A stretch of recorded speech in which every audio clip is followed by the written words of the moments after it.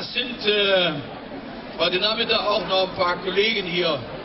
Ich könnte jetzt noch ein paar begrüßen. Einen möchte ich noch begrüßen. Micky Brühl, der ist da hinten, der steht da hinten. Und ein paar Weiherfreunde, der ist ja jetzt alleine, der Junge. Micky. Hallo Micky Brühl. Ja, ja. Harry hatte ich schon.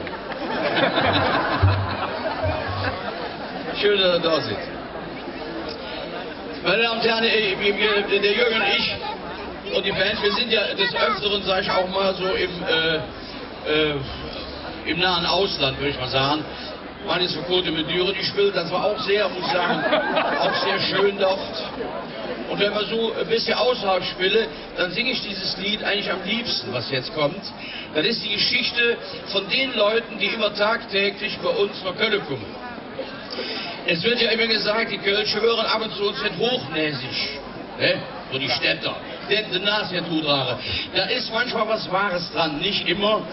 Deshalb kann man das nicht über einen Kamm scheren. Aber ich muss sagen, hier und da stimmt es. Und in Köln muss man ab und zu mal sagen, pass mal auf, Freunde, wenn wir die Menschen nicht hätten, die tagtäglich immer zu uns wieder in die Stadt kommen und da ihr Geld lassen, dann wäre Köln arm. Wenn man gelten könnte. Also, die Pro-Kopf-Verschuldung in Köln beträgt mittlerweile 2.800 €. Also da kann man sich ausrechnen, wenn über 1 Million einer wie viel Geld das ist. Ne? Muss gerade rechnen. Das wären ja dann 2,8 Milliarden. Stimmt's? Ja.